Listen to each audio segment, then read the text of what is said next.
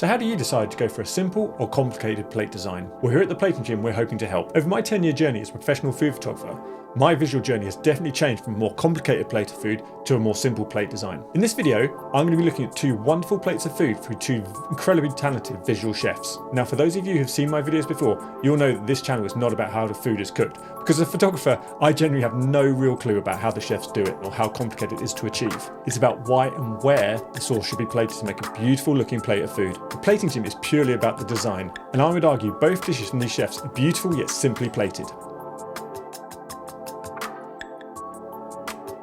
So the first dish today is this wonderful creation from a very talented chef based out in Copenhagen at restaurant Terra. His name is Valerio Serino. To give you an idea of what it is, it's mackerel coffee, a bagnetto verde, which is a take on the tangy, vibrant and punchy Italian salsa verde. What's fascinating about this dish and the plate design is that he's decided to share a remastered version. So this is the new one, but also this one here is from 2019, which is very, very different in terms of its plate design. So what's the first thing that strikes you about this dish? For me, it's the shapes. The fact that he has cut the mackerel into these elegant, sort of like diamond-shaped arrangements, which as you can see from the 2019 version is very, very different. The 2019 version is certainly more of a traditional way. I think that the majority of chefs would probably plate this in a nice, orderly line. But what he's done here in spreading them out across the dish, so we've got how many? 1, 2, 3, 4, 5, 6 pieces of mackerel there. And what I like is how they're all rotated into different directions, some pointing up, some pointing to the side. It creates a great deal of visual interest. He's also subverted it in terms of numbers as well. Most chefs would probably use the rule of 3 or odd numbers, but what we have here is actually 6 shapes, which again provides a lovely balance to the dish. What I particularly like is how the diamond shapes of the fish creates quite a lot of tension and contrast within the dish. It contrasts really nicely with the circles because you've got the nice smooth boundaries of the circle with the very harsh shapes here. I think the proximity of how he spaced out the little pieces of the diamond fish has also worked really well. So you've got very similar distances between each one, like this and here, which balance it very well with the size of the plate. Now in terms of his use of colour, the green just absolutely pops off the plate, doesn't it? I mean, it's really vibrant and again works very well against the silvery and black nature of the fish skin. It's quite tough to see by the lighting here, which is, I assume, a stylistic choice. But it doesn't pop quite as much as the 2019 version, albeit I think it would if it was lit slightly differently. But I think the fact that he's chosen not to place too many items on top, I think maybe we've just got a caper on the top here, whereas in the 2019 version, we've got an awful lot going on top of the fish skin, which I think detracts from it slightly. So I much prefer this simpler, cleaner layout that he's done on this particular one. As a photographer, but also as a diner, I like to see the simplicity and honesty of this so we can see exactly what's going on in this dish, whereas covering the skin on the 2019 version detracts from the fish being the star of this dish. From my interviews on the Food Envy podcast, I've learned an awful lot about the new Nordic style of cuisine, and this epitomizes it greatly, which I guess for a chef based out in Copenhagen shouldn't be too much of a surprise for us. So tell me, what do you think? Do you have a preference between this version and the 2019 version? For me, I think this design is much more powerful. But let me know in the comments below, as I'd love to hear what you think. If you're stuck for plating ideas, why not watch this video here, which is all about idea generation in plate design. I go through reverse engineering, which is what I'd use on these Plating Gym videos, so you can get some tips about how to start doing that for yourself. So why not go out there, find some chefs that inspire you visually, and bring these tips into your own creative process. And while you're at it, download my Plate Like a Pro guide. It's completely free, but if you find any value in it at all, I would really appreciate if you give this video a like or a subscribe, as it will really help this channel to grow and help this video reach a wider audience of passionate platists like you and me. Okay, on to the second dish, and it's this one here.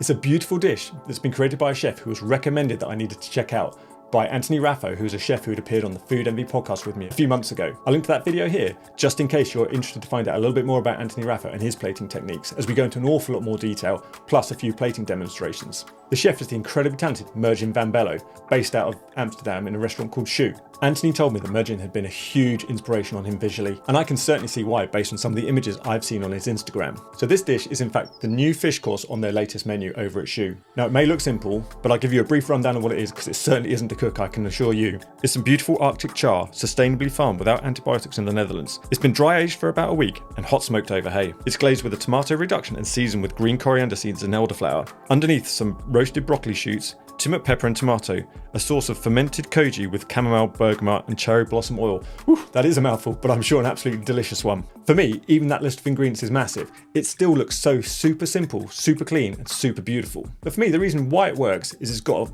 brilliant combination of contrast but also mirroring. So when I talk about contrast, we're talking about the contrasting colours firstly. You've got the wonderful browns of the Arctic char, which because it's sitting in this wonderful foam here and on a wonderfully neutral dish, it really pops out at you. But the other reason why it really works, and this is my food photographer's eye, is it's sat on a wonderful surface which again frames the entire dish. Bit of a pro tip for you there, because I know the surface or the table isn't necessarily part of your plate design, but it can make the photo really stand out. So what you're actually photographing your dish on can make a really big difference, especially if you're looking to up your social media game. In fact, both of the chefs this week in the plating gym have used the background surface to their advantage. The use of this surface here has added a nice bit of contrast to the white of the dish, but also in terms of texture as well. It's got some wonderful textured pattern across it, and it actually mirrors that of the fish. Clearly, this level of thought is not necessarily for diners, but your Instagram feed will certainly thank you for it. It's a good point actually. If you're ever interested in any photography tips, then let me know in the comments below, and I can maybe put a video together of some of the simple hacks and tips that you could use to elevate your plate design, but also the photography of that plate design. So that's how we start with contrast. How about the mirroring? Well, where I see the mirroring is in the circles and in the shapes.